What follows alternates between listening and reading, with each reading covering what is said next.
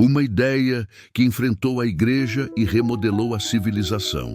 De vez em quando, a história da humanidade é atravessada por ideias que parecem pequenas demais para causar qualquer tipo de abalo. Ideias que nascem quase em silêncio, em ambientes fechados, longe dos centros de poder, sem exércitos, sem riquezas e sem proteção. Ideias que não surgem como revoluções armadas, mas como perguntas incômodas. E ainda assim, são justamente essas ideias que acabam transformando tudo. Durante séculos, a Europa viveu sob uma certeza quase absoluta. A igreja era a ponte entre Deus e os homens. Não apenas uma instituição religiosa, mas a estrutura que organizava a vida, o tempo, a moral, a política e o próprio sentido da existência. Nascer, casar, trabalhar, pecar, se arrepender e morrer. Tudo passava pela igreja. Ela não apenas orientava a fé, ela definia o mundo. Questionar essa estrutura não era apenas discordar de uma doutrina.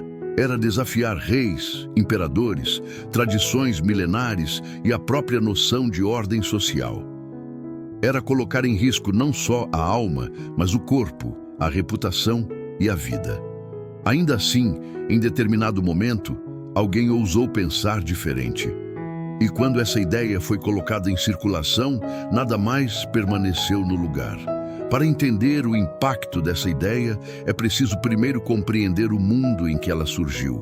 Um mundo profundamente religioso, mas também profundamente desigual. Um mundo em que a salvação da alma era a maior preocupação das pessoas. E justamente por isso, se tornou uma poderosa ferramenta de controle. Na virada da Idade Média para a Idade Moderna, a Igreja Católica era a instituição mais rica e influente da Europa.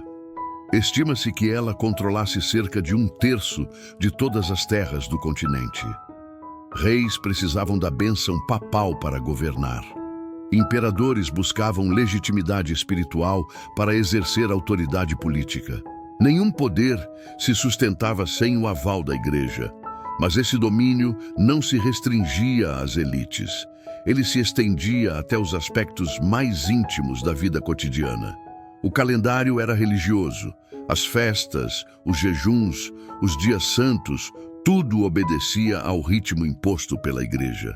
A maioria da população era analfabeta e não tinha acesso direto às Escrituras. A Bíblia era escrita em latim, uma língua que apenas o clero dominava. Isso significava que o fiel comum dependia completamente da interpretação feita pelos padres.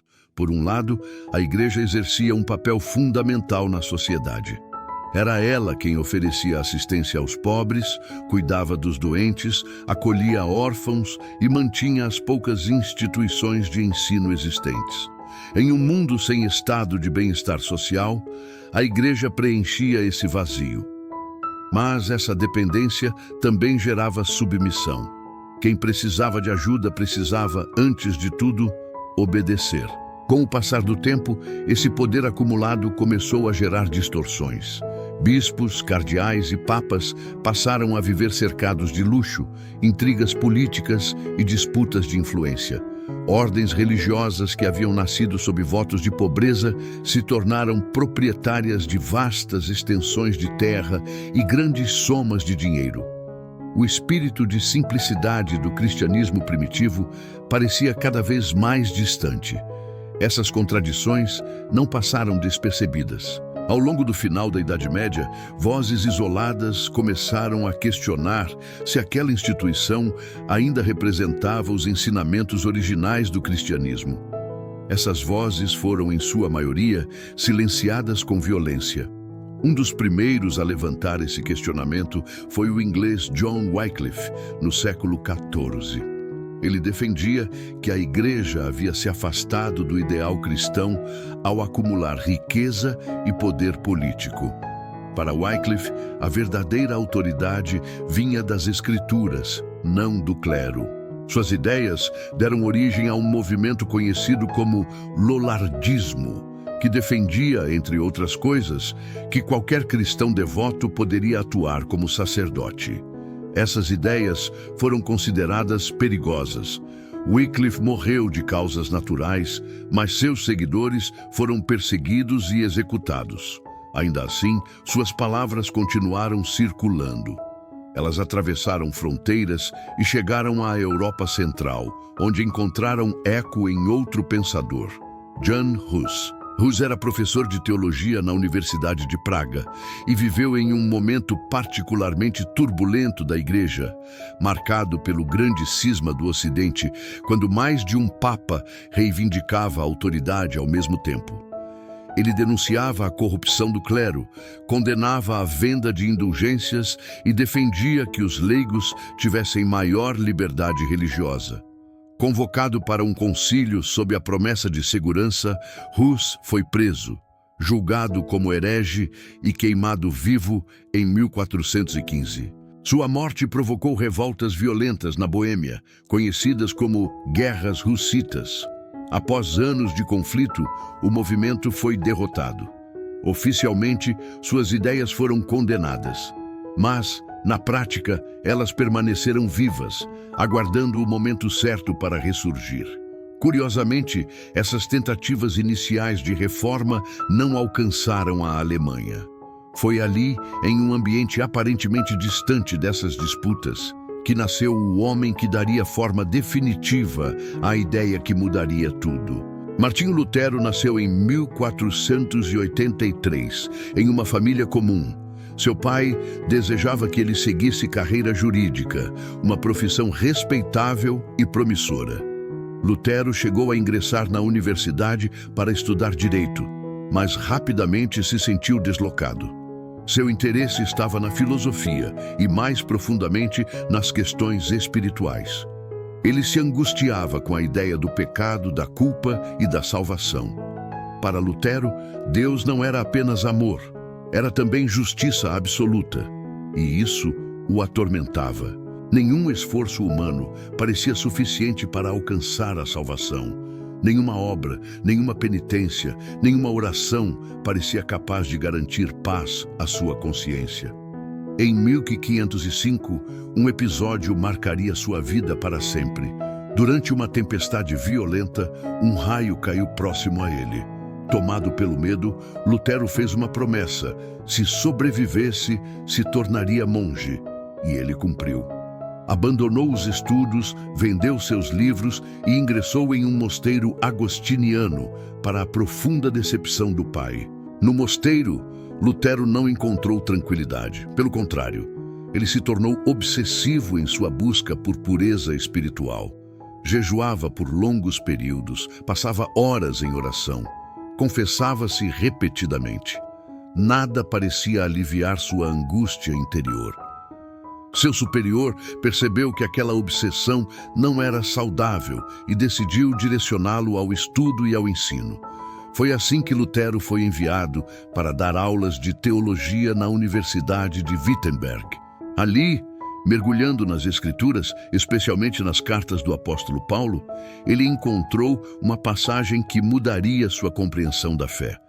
O justo viverá pela fé. Essa frase simples teve um efeito devastador sobre tudo o que ele havia aprendido até então. Se a salvação vinha pela fé e não pelas obras, então nenhuma penitência, nenhuma indulgência, nenhum ritual poderia comprá-la. A graça de Deus não podia ser negociada. Essa ideia, que parecia apenas uma reflexão teológica, carregava em si um potencial explosivo, porque se fosse verdadeira, todo o sistema religioso da época estava errado, e mais do que isso, estava sustentado por uma ilusão. Lutero ainda não pretendia enfrentar a Igreja. Ele acreditava que estava, na verdade, defendendo sua essência, mas o mundo ao redor não estava preparado para aceitar essa ideia sem reagir. E o estopim dessa reação viria de algo que, à primeira vista, parecia apenas uma prática administrativa: a venda de indulgências. A Igreja estava construindo a Basílica de São Pedro, em Roma, e precisava de recursos. A solução encontrada foi intensificar a venda de indulgências, prometendo a redução do sofrimento no purgatório em troca de contribuições financeiras. Na prática, a salvação passou a ter preço. Um frade chamado Johann Tetzel tornou-se o principal responsável por promover essa prática na Alemanha. Sua campanha era agressiva, quase publicitária. Ele afirmava que no momento em que a moeda caía na caixa, uma alma era libertada do purgatório. Para Lutero, aquilo era inadmissível. Não apenas teologicamente errado, mas moralmente corrupto. A fé estava sendo transformada em mercadoria. E foi nesse ponto que a ideia deixou de ser apenas uma reflexão pessoal e se tornou um desafio direto à Igreja. É aqui que a história acelera. É aqui que a ideia começa a sair do campo das palavras e entra no território do confronto. E é aqui que tudo começa, de fato, a mudar. A partir daquele momento, a ideia deixou de ser apenas uma inquietação teológica silenciosa e passou a ocupar o espaço público. Lutero não se via como um rebelde. Ele acreditava estar cumprindo o papel de um teólogo fiel, alguém que buscava corrigir um desvio perigoso dentro da própria igreja. O problema é que, ao fazer isso, ele tocou no nervo central de um sistema que se sustentava há séculos. Em 31 de outubro de 1517, Lutero redigiu um documento que mudaria o rumo da história. Nele, reunia 95 proposições teológicas, questionando o poder e a eficácia das indulgências. Não era um manifesto revolucionário no sentido moderno. Era, formalmente, um convite ao debate acadêmico, mas o conteúdo era explosivo. Ao afirmar que o perdão não podia ser comprado, Lutero estava minando uma das bases financeiras e simbólicas da Igreja. Existe uma imagem clássica associada a esse momento. Lutero pregando as 95 teses na porta da igreja do castelo de Wittenberg. Essa cena se tornou quase mítica. A verdade histórica é que não há certeza absoluta de que isso tenha acontecido exatamente dessa forma. O mais provável é que ele tenha enviado as teses por carta ao arcebispo responsável pela venda das indulgências. Mas, de certa maneira, isso pouco importa. O que realmente mudou tudo não foi o gesto físico, e sim o que veio depois. As teses foram escritas em latim, mas rapidamente começaram a ser traduzidas para o alemão. E aqui entra um elemento decisivo que diferencia essa tentativa de reforma de todas as anteriores: a imprensa de tipos móveis. Graças a essa tecnologia relativamente nova, as ideias de Lutero puderam ser reproduzidas em massa. Panfletos, folhetos e pequenos livros começaram a circular por cidades, vilas e universidades. Pela primeira vez, uma crítica à igreja se espalhava mais rápido do que ela conseguia controlar. Em questão de semanas, Lutero se tornou conhecido em toda a Alemanha. Em poucos meses, seu nome era comentado em várias partes da Europa. O debate deixou de ser acadêmico e se transformou em um problema político e religioso de grandes proporções. A reação da igreja foi inicialmente cautelosa. O Papa Leão X não via Lutero como uma ameaça real. Para ele, aquilo parecia mais uma disputa interna entre teólogos, algo que poderia ser resolvido com advertências e correções. Mas conforme o debate se intensificava, ficava claro que a situação estava saindo do controle. Teólogos ligados à igreja passaram a analisar as teses e perceberam algo preocupante. Muitas das ideias defendidas por Lutero se assemelhavam perigosamente às de Jan Hus, que havia sido condenado como herege um século antes. Quando Lutero se deu conta dessa semelhança, sua postura mudou. Em vez de recuar, ele passou a defender abertamente Hus, afirmando que ele havia sido injustamente condenado. Esse foi um ponto de virada importante. Ao fazer isso, Lutero cruzou uma linha invisível.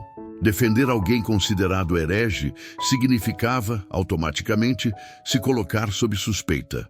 A partir dali, a possibilidade de conciliação começou a desaparecer. Em 1520, a situação chegou a um ponto crítico. A Igreja exigiu que Lutero renunciasse a parte de suas ideias. Ameaças de excomunhão começaram a circular. Em resposta, Lutero se radicalizou ainda mais. Ele passou a afirmar que apenas 2 sacramentos eram válidos: o batismo e a Eucaristia. Defendeu que os sacerdotes não formavam uma classe superior, mas deveriam servir à comunidade, e foi além. Afirmou que o Papa não era infalível e que também podia errar. Essas declarações não deixavam mais dúvidas. O conflito não era apenas sobre indulgências, era sobre autoridade. Quem tinha o direito de interpretar as Escrituras? Quem tinha a palavra final sobre a verdade religiosa? Em janeiro de 1521, Lutero foi oficialmente excomungado.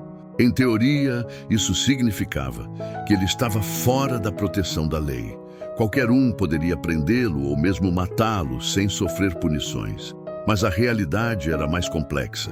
Lutero já havia conquistado muitos seguidores, inclusive entre membros da nobreza alemã. Um deles era Frederico, conhecido como Frederico, o Sábio, príncipe eleitor da Saxônia. Frederico não era necessariamente um defensor convicto das ideias de Lutero, mas via naquela disputa uma oportunidade política. Apoiar Lutero significava também limitar o poder do Papa e do Imperador sobre seus territórios. Por causa dessa proteção, Lutero foi convocado para defender suas ideias diante da Dieta de Worms, uma assembleia que reunia representantes dos estados do Sacro Império Romano-Germânico sob a autoridade do imperador Carlos V. Era o momento decisivo. Diante dele estavam o imperador, os príncipes e representantes da igreja. Esperava-se que ele recuasse, mas Lutero não recuou. Diante das acusações, ele afirmou que só voltaria atrás se fosse convencido de seu erro pelas Escrituras. Não aceitaria a autoridade do Papa ou de concílios como prova definitiva. Essa declaração selou seu destino. Pouco depois, foi declarado fora da lei pelo Edito de Worms. Oficialmente, sua vida estava em perigo. Para protegê-lo, Frederico organizou um falso sequestro. Lutero foi levado secretamente para um castelo, onde permaneceu escondido por cerca de 10 meses. Foi ali, afastado do mundo, que ele realizou uma das obras mais importantes de toda a história da civilização ocidental: a tradução do Novo Testamento para o alemão. Lutero acreditava que todas as pessoas deveriam ter acesso direto às Escrituras, sem depender da interpretação do clero. Traduzir a Bíblia não era apenas um ato religioso, era um ato político e cultural. Até então, não existia uma língua alemã unificada. Cada região falava seu próprio dialeto. Lutero escolheu o dialeto da Saxônia, o seu dialeto nativo, para realizar a tradução. Quando o Novo Testamento foi publicado, em 1522, ele se espalhou rapidamente graças à imprensa. Pessoas comuns começaram a ler, ouvir leituras em voz alta, decorar trechos e discutir o significado das Escrituras. Isso teve consequências profundas. A alfabetização começou a se expandir. A Bíblia deixou de ser um objeto distante e passou a fazer parte da vida cotidiana. Mas as ideias de Lutero começaram a ganhar vida própria. Ao defender que não havia uma base bíblica para a superioridade do clero, muitos camponeses passaram a questionar também a superioridade dos senhores feudais. Se todos eram iguais diante de Deus, por que alguns deveriam viver na miséria enquanto outros acumulavam riquezas? Essa interpretação levou a um dos episódios mais sangrentos do período: a Guerra dos Camponeses Alemães. Milhares de camponeses se rebelaram contra a ordem feudal, exigindo melhores condições de vida e justiça social. Eles se inspiravam, em parte, nas ideias de Lutero. Mas Lutero não apoiou o movimento. Pelo contrário, ele condenou duramente os revoltosos, afirmando que suas ideias eram espirituais e não deveriam ser aplicadas à ordem material. Essa posição custou caro à sua reputação. Ele passou a ser criticado tanto pelos que viam nele um revolucionário perigoso, quanto pelos que esperavam que ele liderasse uma transformação social mais ampla. Ainda assim, o movimento que ele havia iniciado não podia mais ser contido. Enquanto isso, príncipes começaram a adotar oficialmente a nova vertente do cristianismo em seus territórios. Ao fazer isso, eles não apenas abraçavam uma nova fé, mas também confiscavam terras da igreja e fortaleciam sua autonomia política. A religião passou a ser uma ferramenta de poder estatal. Em pouco tempo, o mapa religioso da Europa começou a mudar. Regiões inteiras deixaram de reconhecer a autoridade do Papa. Surgia, assim, uma nova realidade. O cristianismo não era mais uma unidade. Ele estava fragmentado. E essa fragmentação traria consequências que iam muito além da religião. Ela afetaria guerras, fronteiras, economias, culturas e até as línguas faladas pelos povos europeus. A ideia que havia começado como uma questão de consciência individual agora estava remodelando a civilização. Mas o impacto dessa transformação ainda estava longe de terminar. Novas divisões surgiriam, novas interpretações se multiplicariam. E a violência religiosa atingiria níveis inéditos. É nesse ponto que a história entra em sua fase mais complexa e contraditória. Porque a mesma ideia que libertou consciências também alimentou guerras. A mesma ideia que pregou fé e liberdade abriu espaço para intolerância e perseguição.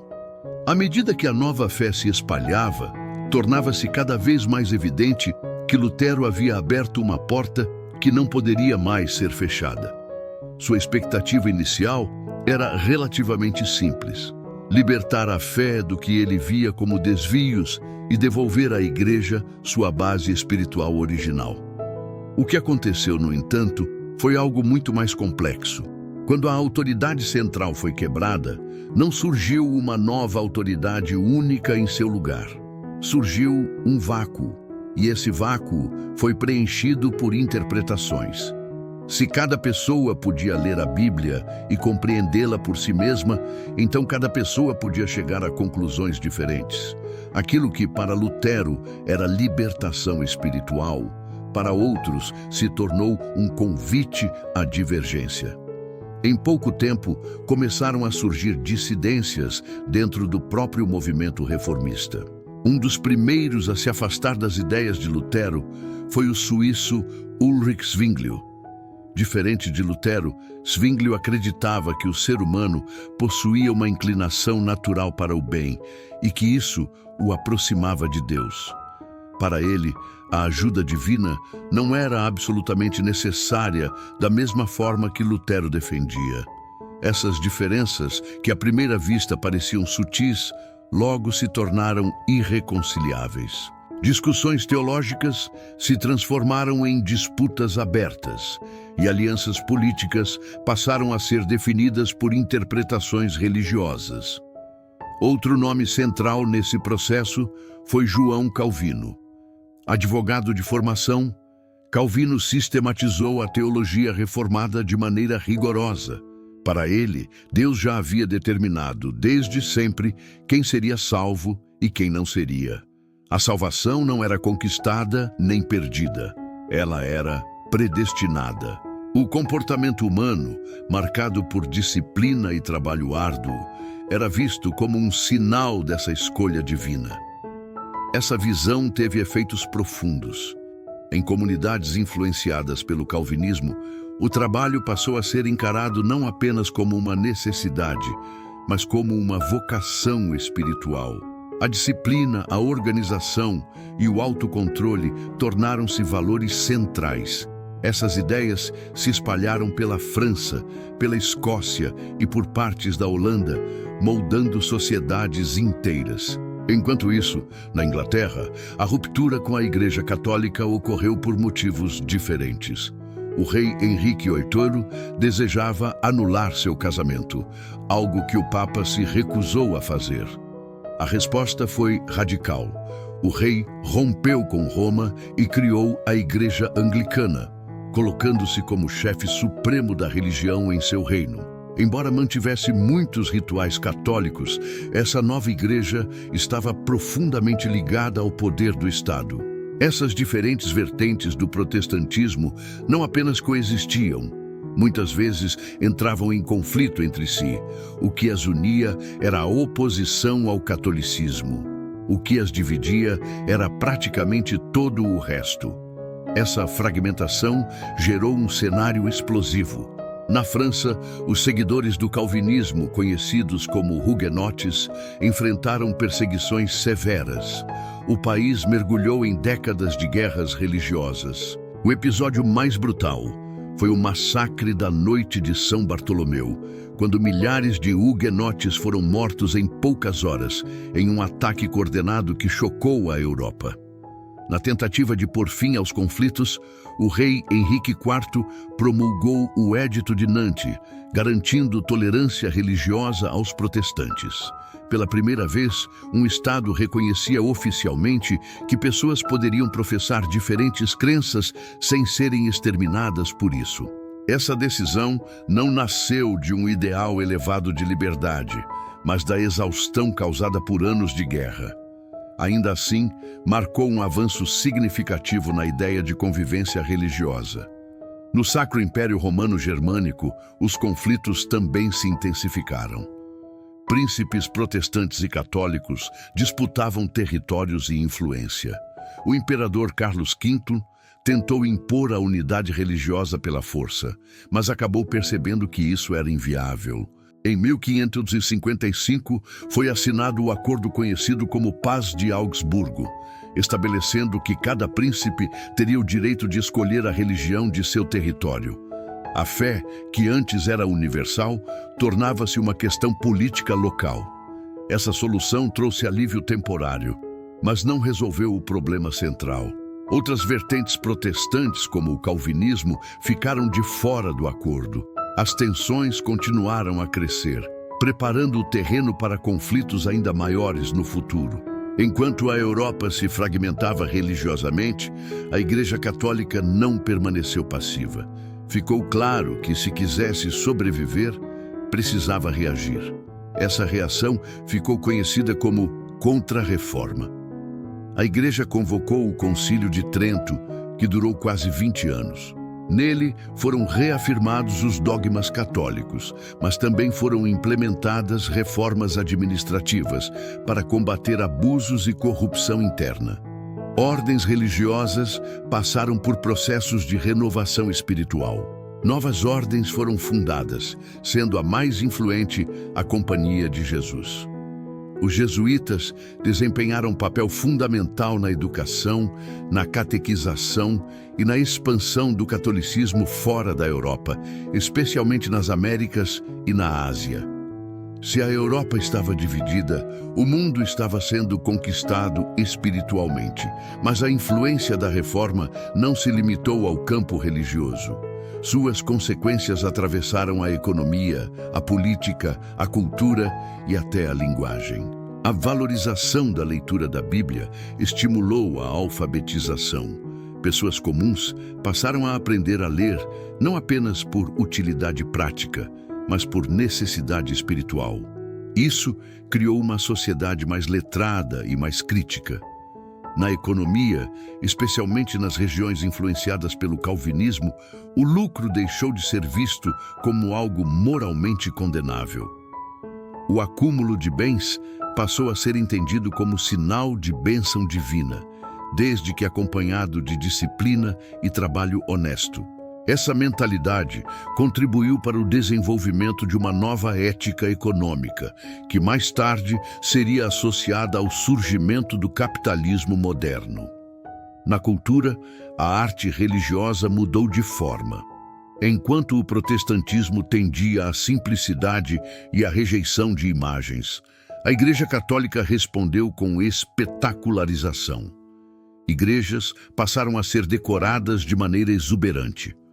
A música sacra tornou-se grandiosa. O objetivo era tocar os sentidos e reafirmar a fé por meio da emoção. Assim nasceu o Barroco, um estilo artístico que buscava impressionar e envolver. Até mesmo as línguas nacionais foram afetadas. A tradução da Bíblia para línguas vernaculares ajudou a consolidar padrões linguísticos. No caso alemão, a Bíblia traduzida por Lutero serviu como base para a unificação da língua séculos depois.